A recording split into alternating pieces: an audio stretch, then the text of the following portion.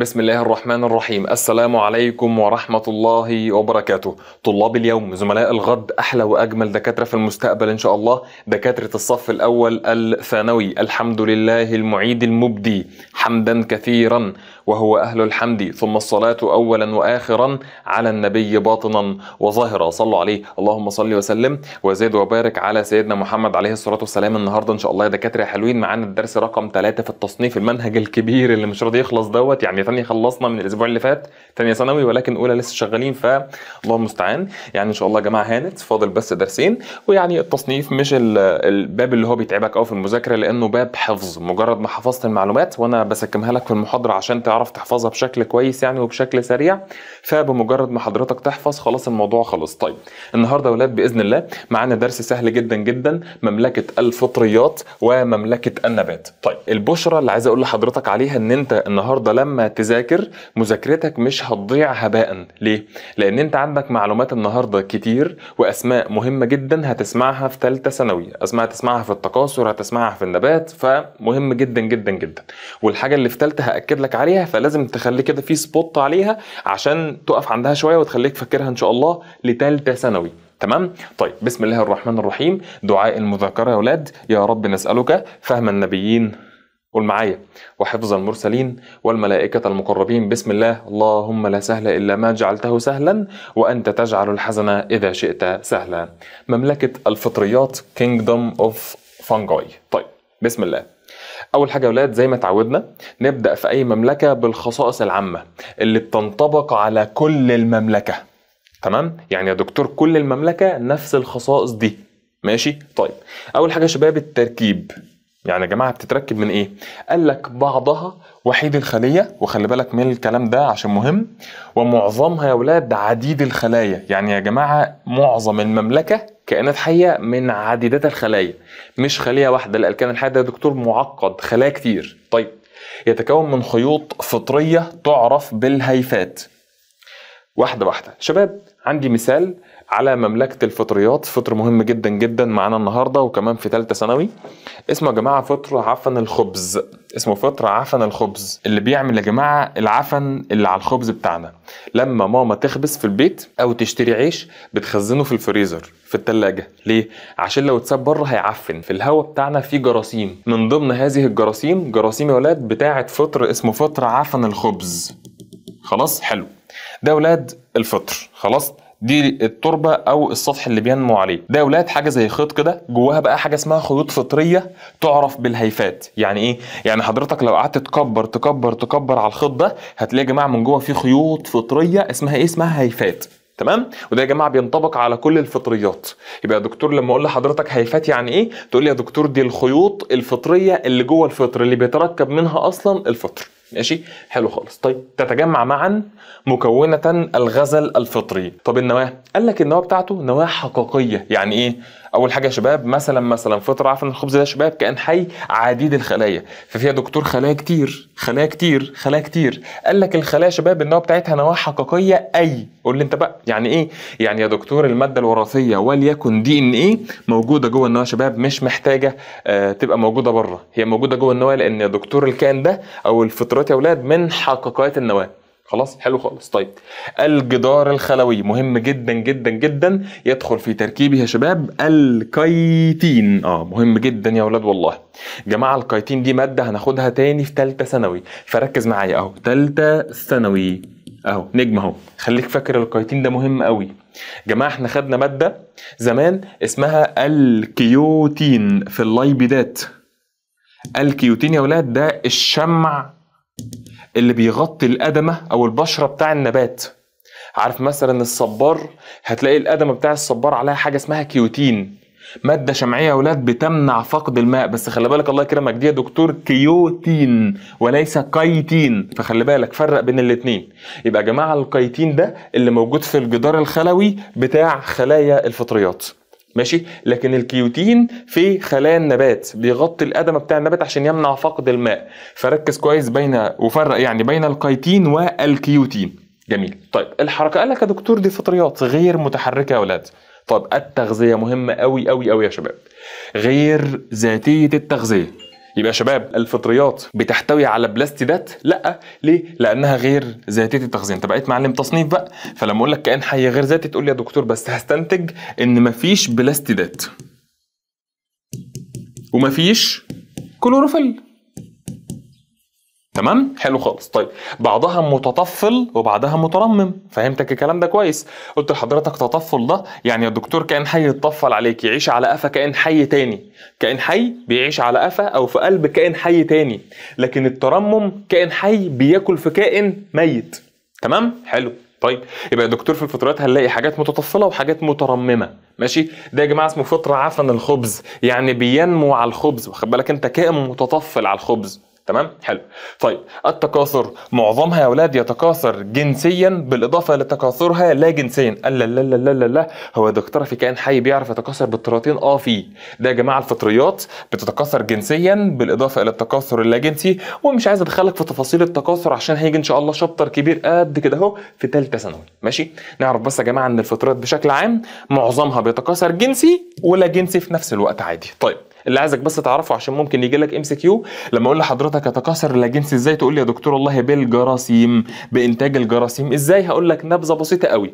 ده يا جماعه فطر عفن الخبز، ماشي؟ ده اولاد الخيط الفطري بتاعه. هنا يا جماعه حاجه اسمها حافظه جرثوميه. اسمها ايه؟ حافظه جرثوميه. من اسمها يا جماعه حافظه جرثوميه يعني ايه؟ يعني يا دكتور حافظه او كيس بيخزن جواها الجراثيم، بيخزن جواها الجراثيم. قال لك يا دكتور دي لما تنضج، لما تكبر يا اولاد، لما الفطر ده هو يبلغ يبقى عنده جراثيم ناضجه تقدر تنمو يعني، قال لك بيفرقع يخرج منه يا شباب الجراثيم.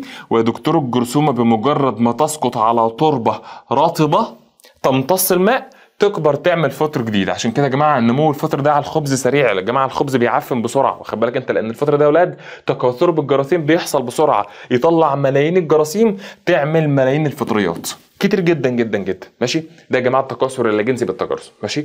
بانتاج الجراثيم. طيب قال لك تصنف مملكه الفطريات حسب تركيبها وطريقه تكاثرها لخمس شعب، يعني اقسام. ما حضرتك عارف ان المملكه تحتها شعبه، مش طار عجن، مملكه شعبه طائفه رتبه، بعد كده عجن عائله، بعد كده جنس، بعد كده النوع. طيب بسم الله، يلا يا دكتور نشوف شعب بتاعت مملكة الفطريات. بسم الله. 5 شعب. انت عندك يا دكتور 3. بسم الله. اولا يا ولاد شعبة الفطريات التزاوجية.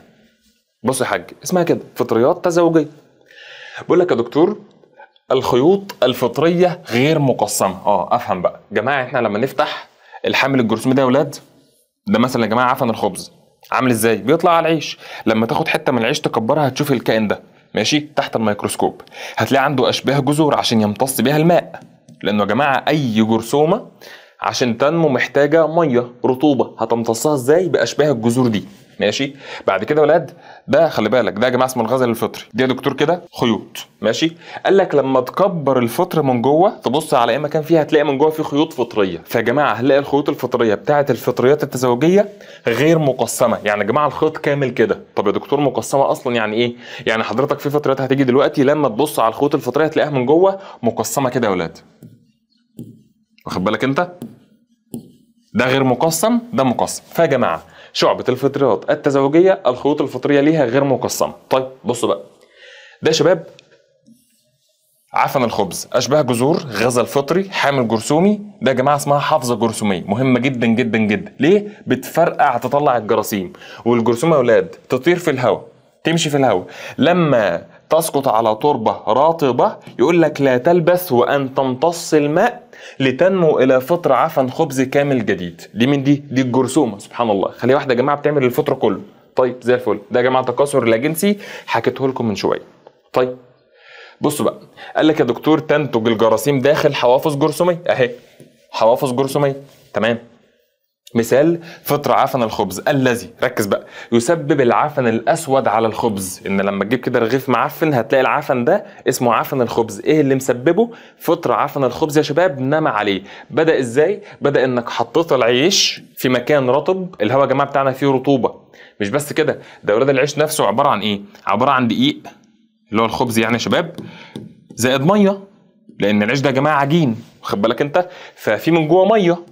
فيا جماعه الجرثومه تحب اي حاجه فيها ميه، اي حاجه فيها رطوبه، تسقط على الخبز تسبب العفن بتاعه.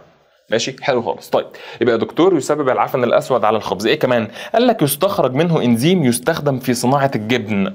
جماعه اللبن بيتحول لجبنه بطريقه معينه، قال لك من ضمن الانزيمات اللي بنستخدمها في صناعه الجبنه الا وهو انزيم يستخرج من فطر عفن الخبز. تمام، ده يا ولاد مثال سهل جدا جدا، فطريات تزاوجيه. طيب خش يا دكتور على الشعبه الثانيه، بسم الله.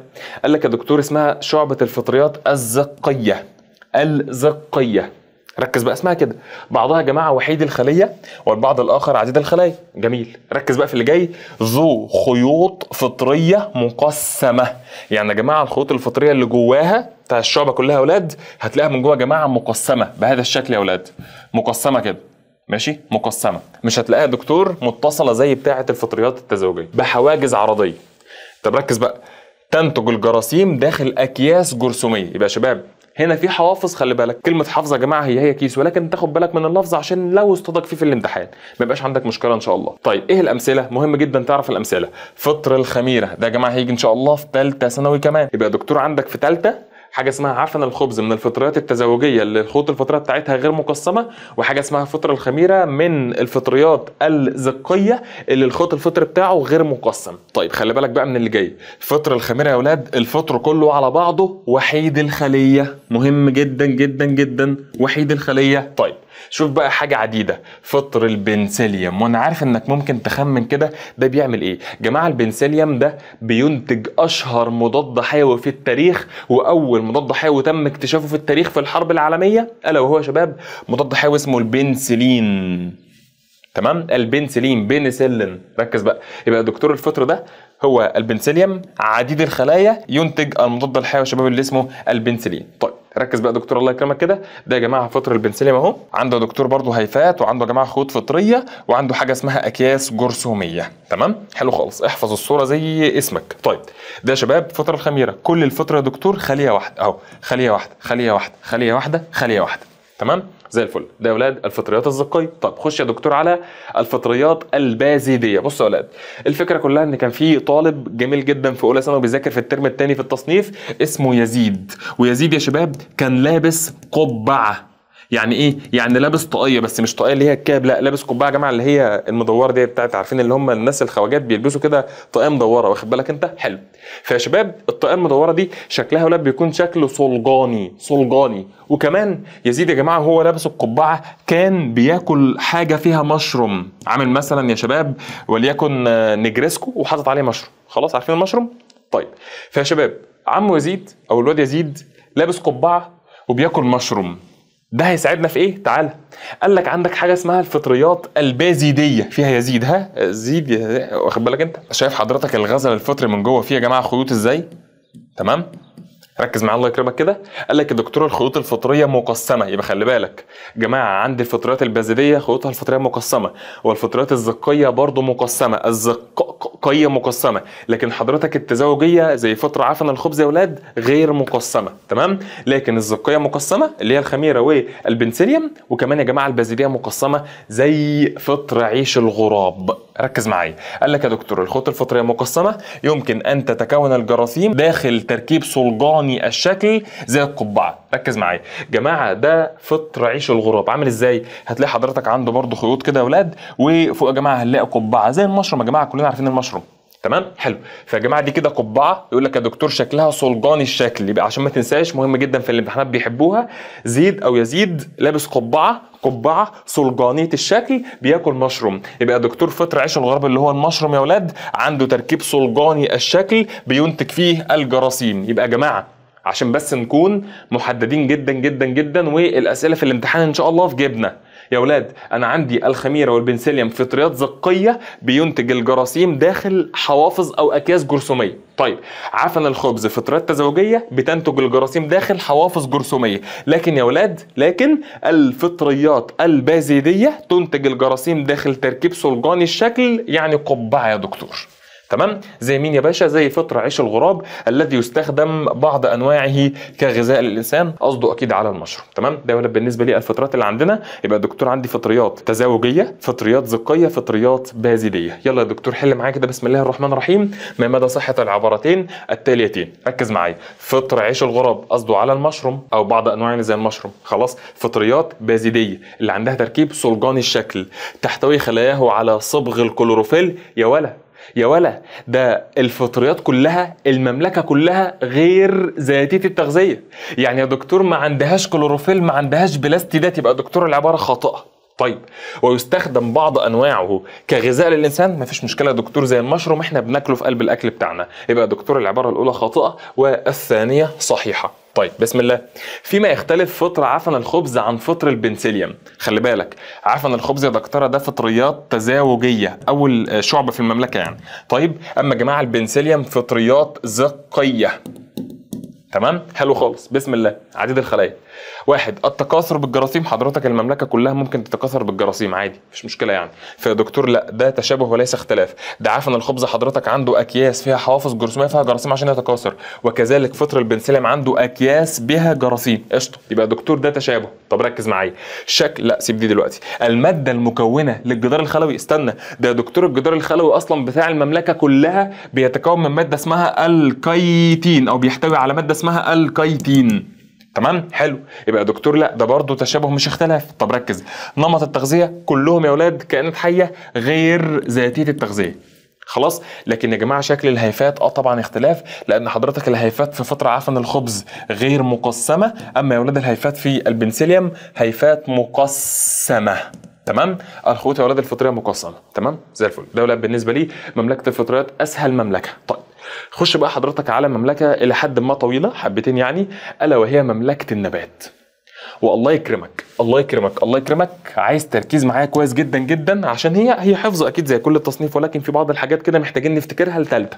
تمام؟ حلو. بسم الله. مملكه النبات Kingdom of Plants. الخصائص العامه للنبات. اولا يا اولاد نراجع كده يا شباب من الترم الاولاني على الخليه النباتيه. كان عندها دكتور اول حاجه ناحيه بره حاجه اسمها جدار خلوي مش موجود في الخلايا الحيوانيه. وكان يا دكتوره الجدار الخلوي بتاعنا ده هو كان جدار يتركب بشكل اساسي من ماده اسمها السليلوز. تمام؟ سكر معقد خدناه مع الكربوهيدرات المعقده في النباتات. داخل الجدار الخلوي يا دكتور كان عندي حاجه اسمها غشاء بلازمي زي اللي موجود عند الانسان يا اولاد، او في الحقيقات يعني بشكل عام. خلاص؟ حلو. بعد كده يا دكتور عندي حاجه اسمها النواه، مفيش مشكله، وعندها عضويات كتير من اهمها البلاستيده الخضراء. خلاص؟ اللي كان جواها يا دكتور اقراص الجرانه اللي فيها كلوروفيل. ده كلام خدناه في الترم الاولاني. بصوا بقى شوف الكلام متعاد ازاي، وهيتعاد في ثالثه تاني. بسم الله. النواه حقيقيه. طب ما انت عارف يا دكتور ان النبات عنده دي ان ايه جوه النواه بتاعته. قشطه. يبقى يا جماعه الدرس النهارده مفيش بدائيات، مفيش اوليات يا اولاد. تمام؟ يبقى يا دكتور النواه حقيقيه، وانت عارف يعني ايه؟ يعني حضرتك الدي ان ايه بتاعها موجود يا دكتوره داخل النواه. تمام؟ زي الفل. طب الجدار الخلوي، قال لك يا دكتوره الجدار الخلوي بيتركب بشكل اساسي من السليلوز. ايه ده؟ طب ما انا عارف. ده رد فعلك. طب ما انا عارف. ماشي. طيب التكاثر، قال لك يا دكتور النبات في يا جماعه بعضها بيتكاثر لا جنسيا، لكن يا جماعه معظم النباتات بتتكاثر جنسيا زي الحيوان عادي جدا. ازاي؟ اقنعني يا دكتور. هقول لحضرتك على حاجه. جماعه النبات عنده الزهره، الورده اللي احنا يا جماعه بنشمها. اهي الزهره يا اولاد هناخدها ان شاء الله في درس رقم 3 في التكاثر في ثالثه ثانوي. ده يا جماعه اسمه عضو التكاثر في النباتات الزهريه. يعني ايه؟ يعني حضرتك الزهره او الورده اللي انت بتشمها ده عضو التكاثر، بيحتوي على اعضاء تذكير واعضاء تانيث. مش عايز اشغلك كتير، بس عايز اقول لحضرتك على حاجه، ان يا جماعه قصاد الحيوان المنوي في الانسان هتلاقي حاجه في النبات اسمها حبه اللقاح، واللي بينتجها مكان في النبات اسمه المتك، او عضو التذكير اللي اسمه المتك. وقصاد البويضه في الحيوان يا ولاد او الانسان حاجه اسمها برضو البويضه في النبات يا شباب، واللي بينتجوا برضو يا جماعه حاجه اسمها المبيض في النبات. لما تتحد حبه اللقاح مع البويضه في النبات يا ولاد بيطلعوا النبته الجديده. تمام؟ حلو خالص. طيب يبقى يا دكتور النباتات معظمها يتكاثر تكاثر جنسي. طيب تتميز النباتات بان خلاياها تحتوي على بلاستيدات خضراء. طبعا النبات اصلا يا جماعه اخضر، واخد بالك انت، عشان فيه كلوروفيل، بها ماده الكلوروفيل. خلاص كل الكلام ده انت عارفه. ماشي حلو خالص. طيب يصنف معظم علماء التصنيف مملكة النبات إلى 3 مجموعات كالتالي: الطحالب الراقية، خلي بالك ده دكتور مجموعة فوق الشعبة، ماشي. النباتات اللاوعائية، لاوعائية يا ولاد يعني نفي وعائية، واخد بالك انت؟ وطالما في لا وعائية يبقى في وعائية. النباتات يا جماعة هتقسم بشكل عام ليه؟ طحالب راقية تحتها شعب، نباتات لا وعائية تحتها شعب، ونباتات وعائية. خلاص. طيب بسم الله، تعالى يا دكتور بص على الطحالب الراقية. بسم الله الرحمن الرحيم. قال لك يا دكتور الطحالب الراقية دي يا دكتور كلها طحالب، قال لك احنا هنقسمها يا دكتور على حسب لونها. شعبة الطحالب الحمراء اكيد يا ولاد فيها صبغه حمراء، خلي بالك احنا خدنا قبل كده يا دكتور كائن حي بيحتوي على اصباغ حمراء، فاكر؟ ها حد فاكر يا ولاد اللي كان عنده 2 اصوات؟ طيب هيجي دلوقتي. بعد كده يا ولاد شعبة الطحالب البنية، شعبة الطحالب البنية عشان لونها بني يبقى فيها اصباغ بنية. طيب شعبة الطحالب الخضراء اكيد عشان فيها يا جماعه كلوروفيل.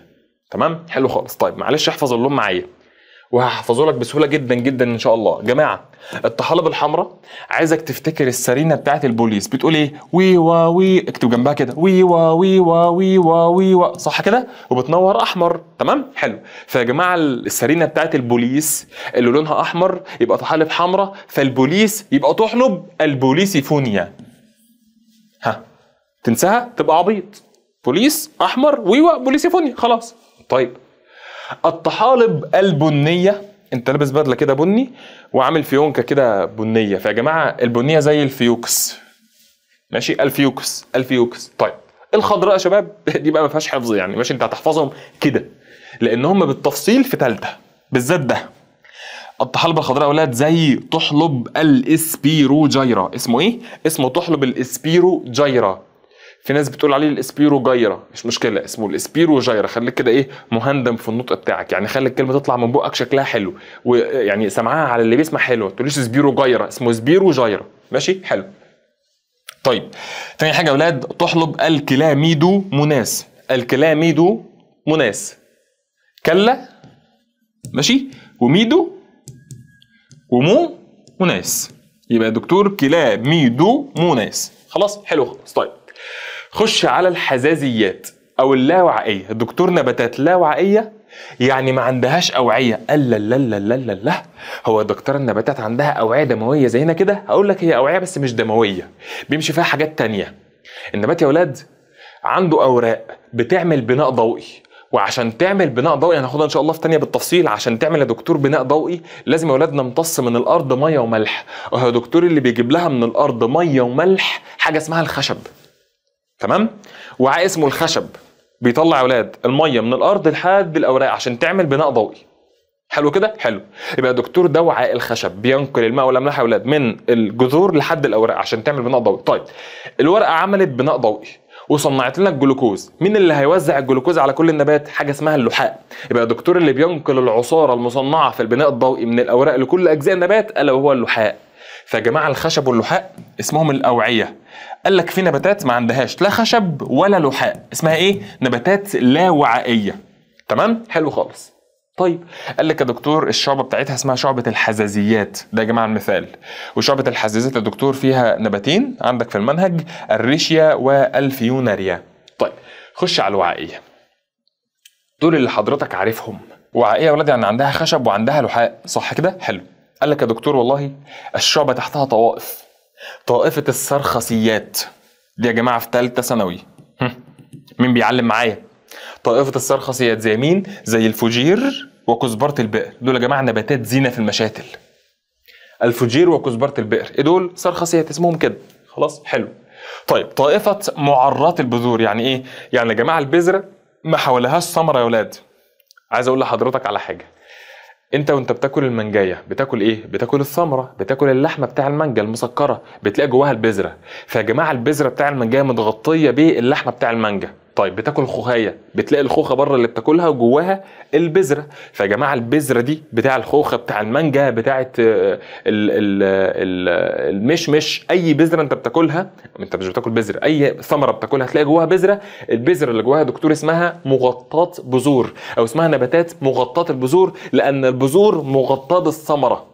فيا جماعه لما نلاقي البذره مغطاه بالثمره اللي حضرتك بتاكلها هم يبقى يا دكتور دي بذره مغطاه البذور، او نباتات يا اولاد مغطاه البذور. اما يا دكتور لما تلاقي البذره ما حواليهاش اي حاجه تتاكل دي يا جماعه نباتات اسمها معرات البذور.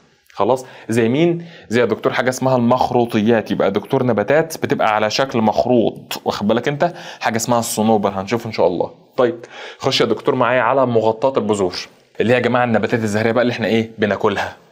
قال لك هتقسم الطائفه ليه طويفتين، ذات الفلقه وذات الفلقتين. يعني ايه؟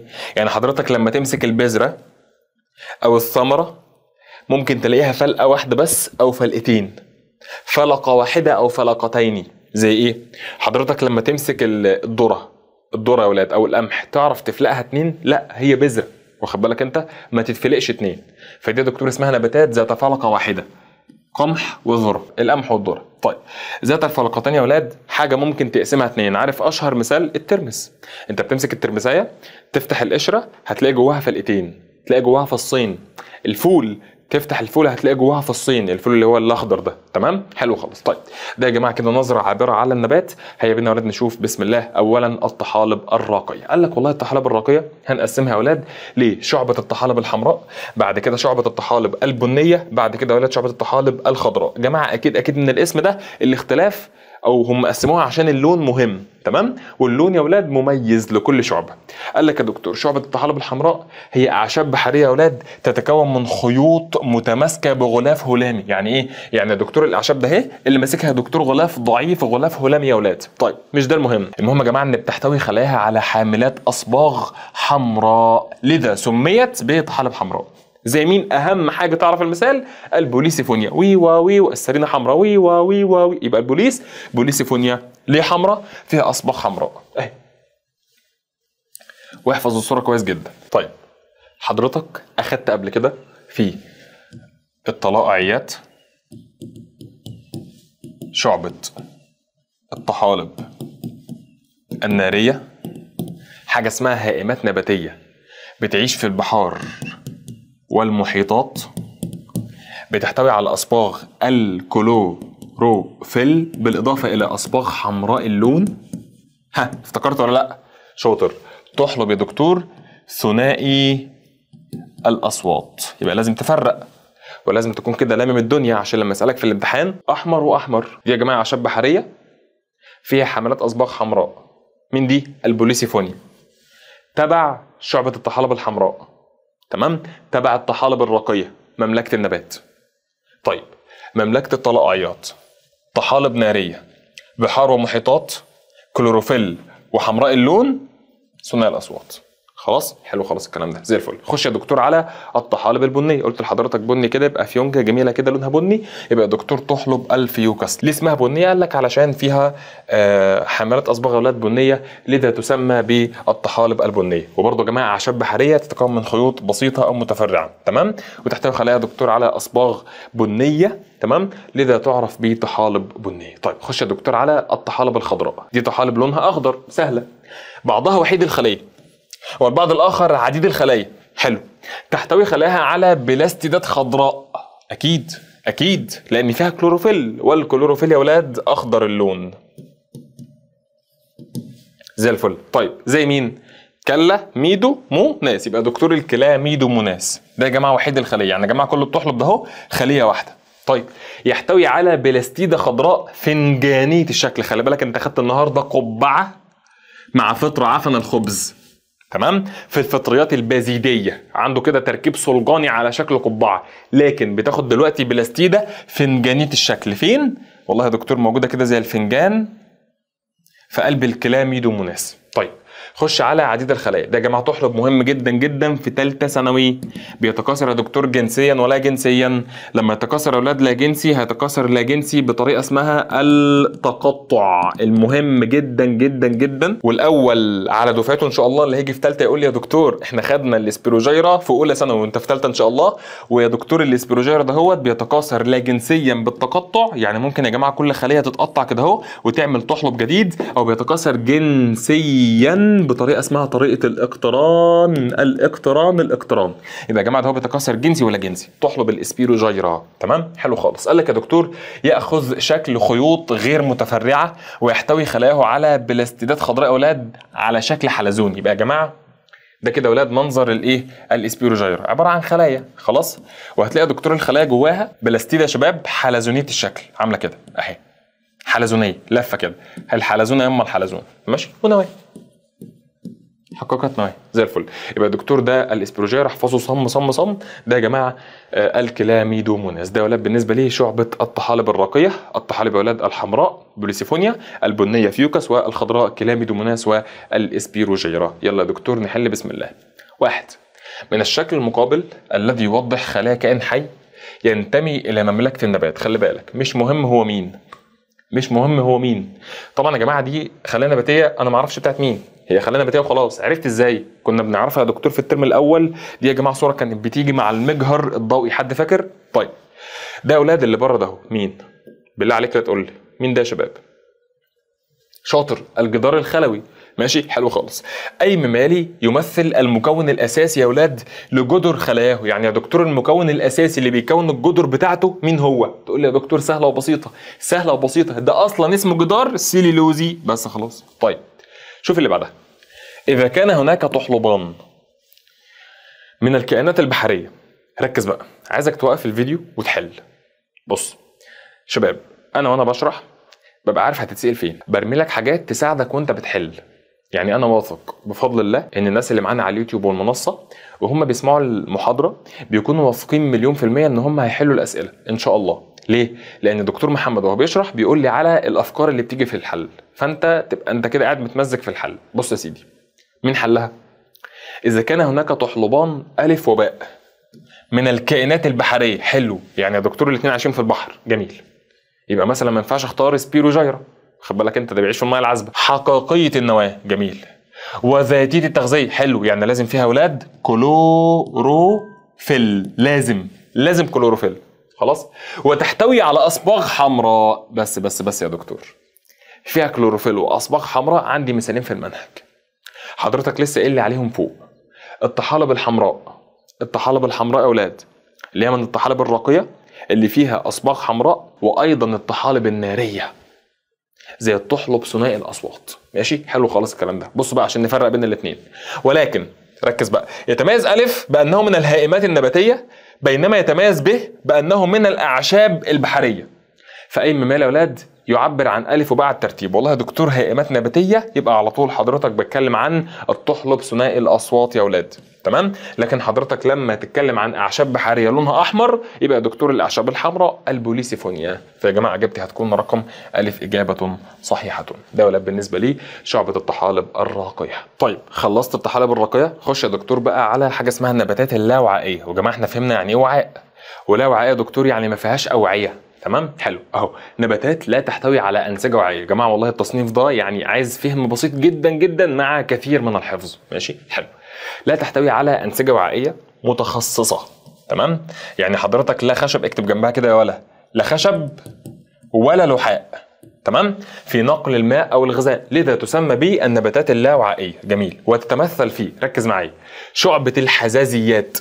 اسمها كده ولا شعبة الحزازيات؟ دي يا جماعة شعبة الحزازيات، ركز يا ولا. قال لك يا دكتور نباتات أرضية، يعني يا دكتور استحالة تلاقيها طويلة، لأن ما عندهاش يا دكتور خشب ولحاء. لأن يا ولاد النبات الطويل ده، الشجرة يا جماعة الطويلة اللي بيصنع الغذاء بتاعها هو الورق بتاعها، تمام. فعشان تبعت المية من الأرض لحد آخر الشجرة الورق فوق محتاج خشب، واخد بالك أنت؟ يبقى يا دكتور اللي ما عندوش خشب ولا لحاء يبقى يا جماعة نباتات أرضية، بتعيش على الأرض، تعيش في الأراضي الرطبة والأماكن الظليلة، تمام. حلو، لانها محتاجه ميه، لانها تحتاج الى الرطوبه بدرجه كبيره للنمو والتكاثر. يبقى الدكتور هي ليه عايشه على الارض؟ ليه اولاد منبطحه على الارض؟ لانها بتحب الميه، محتاجه تشرب ميه من الارض، تمام. حلو. طيب نباتات صغيره الحجم، خضراء اللون، يبقى يا دكتور فيها كلوروفيل، تحمل شعيرات للتثبيت تسمى اشباه جذور. ركز معايا.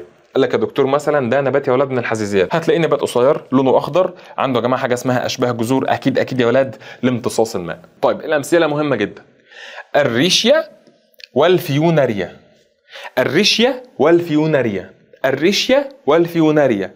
الريشيا والفيوناريا، يلا يا ولا، ريشيا وفيوناريا يبقى حزازيات، يلا ريشيا وفيوناريا يبقى حزازيات، يلا يا ولا، يلا يا بت، ريشيا وفيوناريا يبقى حزازيات، ريشيا وفيوناريا يبقى حزازيات، ريشيا وفيوناريا يبقى حزازي. خلاص طيب، ده يا جماعه الريشيا، شبه الريشه يا اولاد، تلاقيه كده ايه، شبه الريش كده يعني، كبير كده، واخد بالك انت. فيوناريا دكتور طويل كده وعامل الشكل ده يا جماعه الفيوناريا، وده الريشيا يا اولاد. خلاص زي الفل. طيب سهله جدا جدا، ريشيا وفيوناريا يبقى حزازيات، مفيش لا خشب ولا لحاء. طيب خش على النباتات الوعائيه. بسم الله. قال لك يا دكتور نباتات تحتوي على انسجه وعائيه متخصصه للنقل.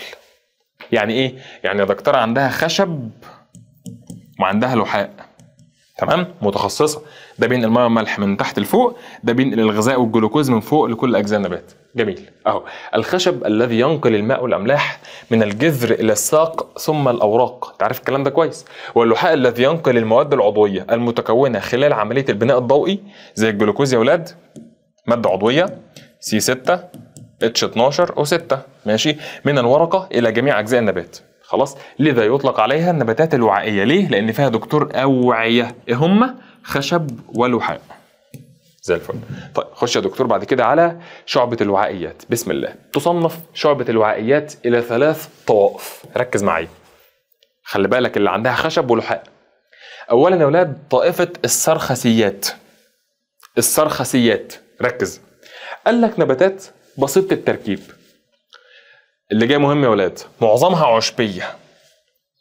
يعني إيه؟ يعني أعشاب، والقليل منها شجيرية. شجيرات يعني أشجار صغيرة، او اشجار لها سيقان واوراق وجذور. يبقى يا جماعه المعظم بتاع السرخسيات عباره عن اعشاب، تمام، هتلاقيها صغيره وقصيره، ماشي، مش اشجار، مش سيقان، ما عندهاش لا سيقان ولا اوراق ولا جذور. طيب ركز بقى، يكثر وجودها يا اولاد على جدران الابار والوديان الرطبه الظليله، ميه عذبه، خلي بالك، تحمل اوراق ريشيه الشكل. يعني الورقه شايفها عامله ازاي؟ عامله كده يا اولاد، هتلاقيها زي الريشه دي اولاد السرخسيات، ماشي، حلو خلاص الكلام ده. لا تكون ازهارا او بذورا، مفيش لا ازهار ولا بذور، مفيش ورد، خد بالك انت، مفيش بذر زي القمح والذره كده، ماشي، حلو خالص. تتكاثر لا جنسيا بانتاج الجراثيم. لا لا لا لا لا دكتور، انتاج الجراثيم زي الفطريات؟ طيب، التي توجد في تراكيب خاصه على السطح السفلي لاوراقها. يعني يا جماعه ان شاء الله في ثالثه عندي حاجه اسمها نبات يا اولاد الفوجير ده اهو، هناخده بالتفصيل في حاجه اسمها تعاقب الاجيال، بيتكاثر جنسي ولا جنسي، تمام. بص بقى، قال لك الفوجير ده يا جماعه نبات لونه اخضر يا اولاد، عنده اوراق كده، ماشي. قال لك الاوراق سطحها العلوي يا اولاد بيكون ناعم، لكن السطح السفلي يا دكتور بيكون خشن.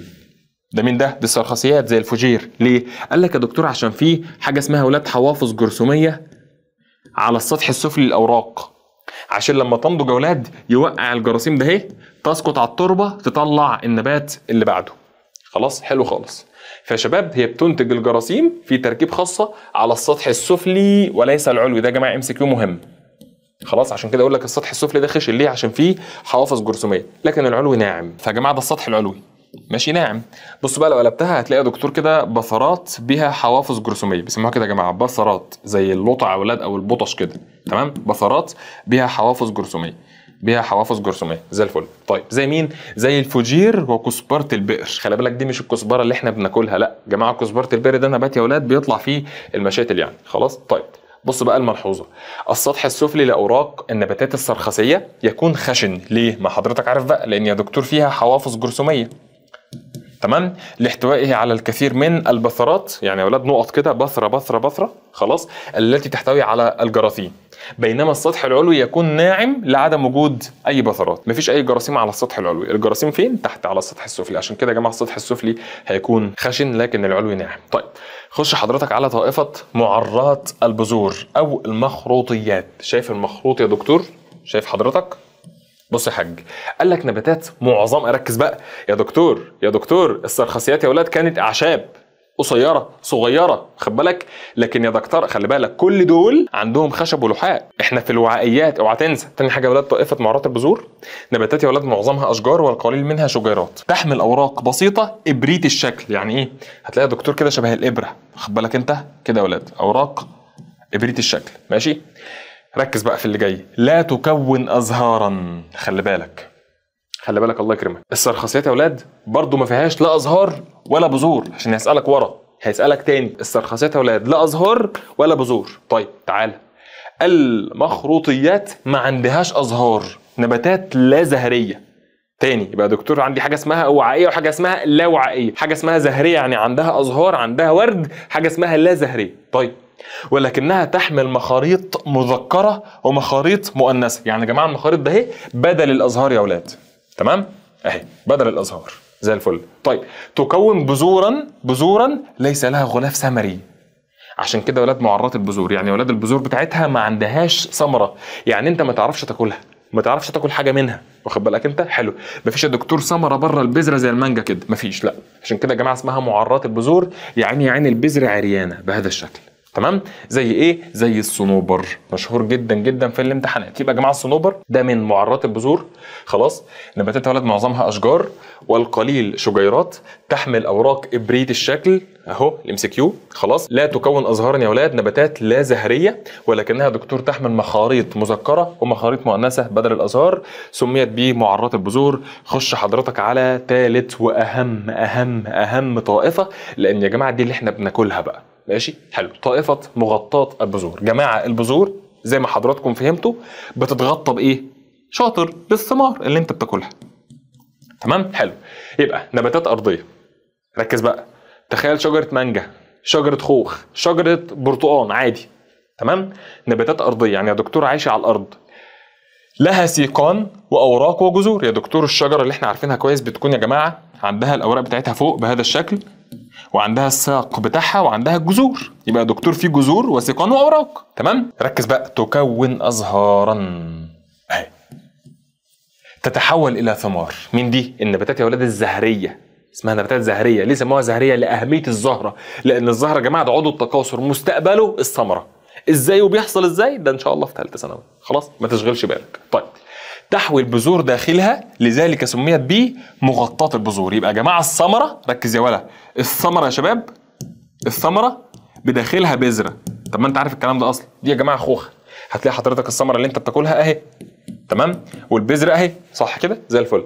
تصنف الى طويفتين، ذات الفلقه الواحده وذوات الفلقتين، او فلقه وفلقتين. تمام؟ حلو خالص. يبقى يا دكتور النباتات الزهريه يا اولاد هي نباتات مغطاه البذور وليس معرات البذور، لان البذور تنشا داخل غلاف من الثمره. حضرتك الثمره اللي انت بتاكلها بتغلف البذره اللي انت مش بتاكلها. ماشي؟ حلو خالص. طيب هنقسمها يا جماعه لطويفتين، ذوات الفلقه وذوات الفلقتين. تمام؟ زي الفل. خش حضرتك على مقارنه عشان تعرف يعني ايه فلقه وفلقتين. تخيل حضرتك معاك قمح، حبايه قمح، ومعاك حبايه او بذره من الفول. حتى يا جماعه احنا صغيرين لما كانت ماما تبعتنا نجيب فول تقول لك مثلا هات ب 10 جنيه فول فصوص. يعني ايه؟ يعني بيتفصص. يعني ايه؟ يعني من جوه فلقتين. تمام؟ حلو. طيب زي الترمس. طيب بسم الله، بص حضرتك لما تمسك حبايه قمح هتلاقيها فلقه ولا فلقتين؟ بس خلاص، يبقى دكتور ذات فلقه واحده. تمام؟ حلو. لما تمسك حبايه ترمس تلاقيها ذات فلقتين. بص حضرتك ادي دكتور فلقه وادي فلقه، بيبقوا يا جماعه قافلين على بعض بهذا الشكل. تفتحها تلاقي يا دكتور جواها او عباره عن فلقتين. طيب بص بقى، قال لك الزهره بتاعت الفلقه مختلفه عن الفلقتين. ازاي؟ قال لك يا دكتور الازهار بتاعت ذات الفلقه الواحده ذات محيطات زهريه يا اولاد ثلاثيه او مضاعفتها. لا افهم دي معلش. الزهره بتاعتنا اللي احنا بنشمها بتكون عباره عن اوراق، واخد بالك انت؟ يا جماعه حبه اوراق جنب بعض بيعملوا يا اولاد محيط في دايره. ما الزهره يا اولاد مدوره، واخد بالك انت؟ ايه اللي عمل الدايره؟ ورقه ورقه ورقه ورقه ورقه. فقال لك الاوراق لما تترص جنب بعضها بتعمل محيط زهري، محيط دائري في الزهره، فاسمه محيط زهري. سهله.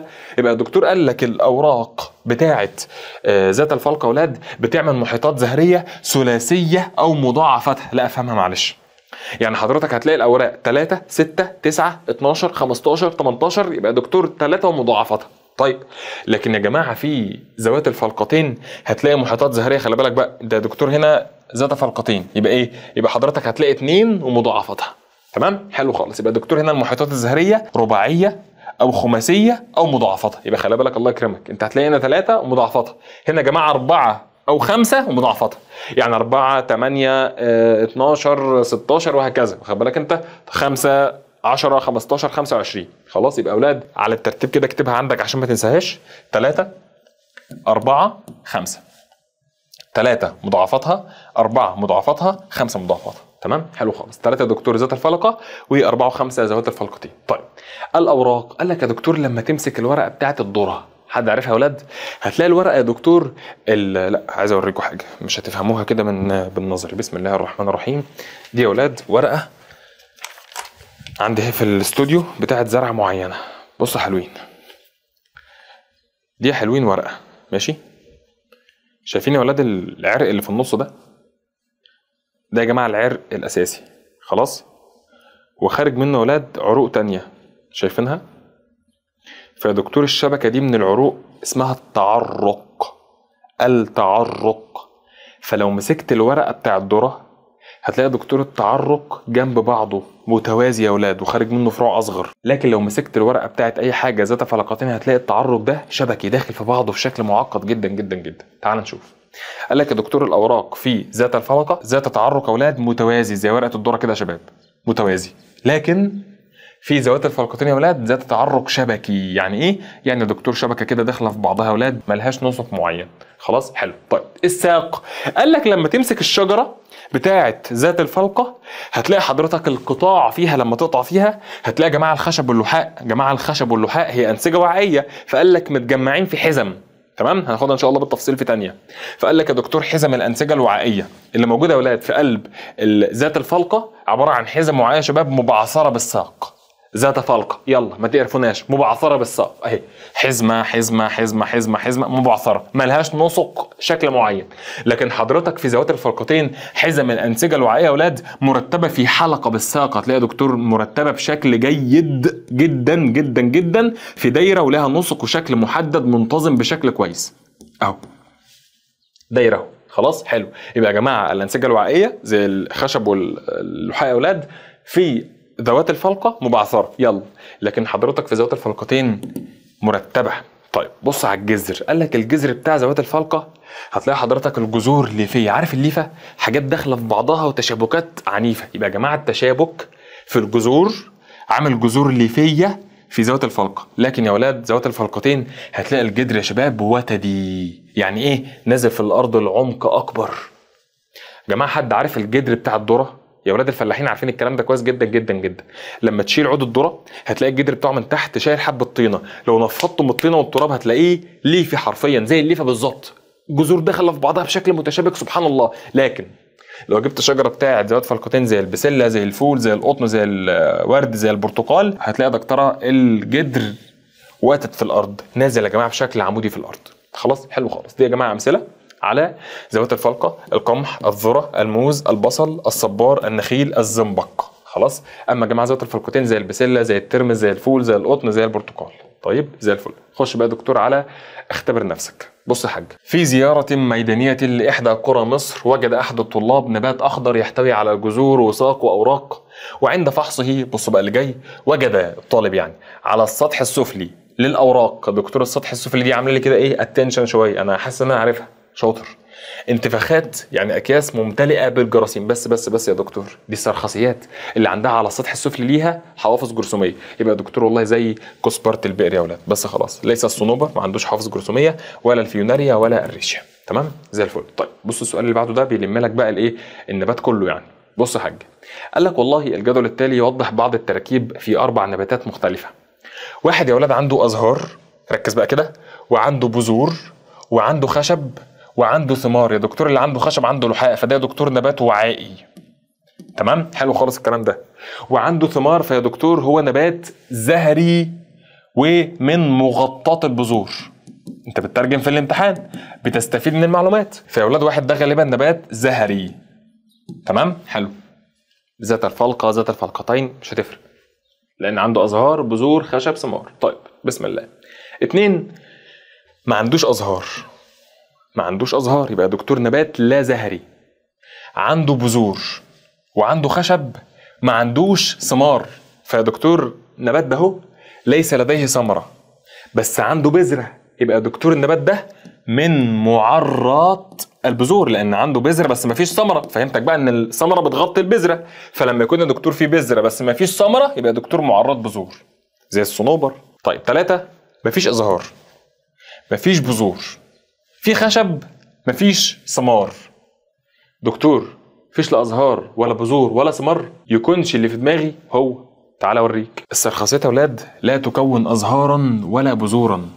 ويا جماعه النبات اللي ما عندوش زهره ما عندوش ثمره، يبقى اولاد النبات اللي ما عندوش لا زهره ولا بذره ولا ثمره ده من السرخسيات. زي الفوجير، زي كزبره البئر. جميل.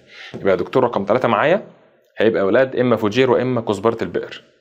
تمام؟ طيب ارجع على رقم 4. بسم الله الرحمن الرحيم. ده يا جماعه اما فوجير او كزبره البئر. طيب 4 اولاد لا ازهار ولا بذور ولا خشب ولا ثمار. ده حضرتك الوحيد اللي ما عندوش خشب. يعني يا دكتور ده هو نبات لا وعائي، حزازيات، ريشيا او فيوناريا. تمام؟ حلو خالص. طيب اي مال يا ولاد قد يمثل الريشيا. بس خلاص يا حاج اهو نبات من الحزازيات لا وعائي، يبقى دكتور رقم 4. عرفت ازاي ما عندوش خشب؟ طيب اي مالي قد يمثل نبات الفول. ايه ده؟ نبات زهري، نبات من ذوات الفلقتين، يبقى دكتور على طول هو رقم 1. ده يا شباب رقم 1 عنده كل حاجه. طيب اي مال يا شباب قد يمثل نبات الصنوبر. بس ده يا دكتور نبات من معرات البذور. فين معرات البذور؟ اهي رقم 2 اهو.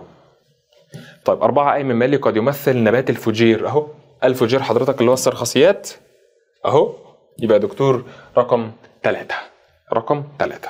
ماشي يا ولاد؟ ده يا جماعه بالنسبه لي حل اسئله اختبر نفسك على مملكه الفطريات ومملكه النبات. وبس كده حلوين. سبحانك اللهم وبحمدك، نشهد ان لا اله الا انت، نستغفرك ونتوب اليك. وصلاه الله ربي كلما طلع الشمس نهارا وافل للذي حاز العلا من هاشم، احمد المختار من ساد الاول. صلوا عليه وعلى ال وصحب ساده ليس فيهم عاجز الا بطل. والسلام عليكم ورحمه الله وبركاته. يا بطل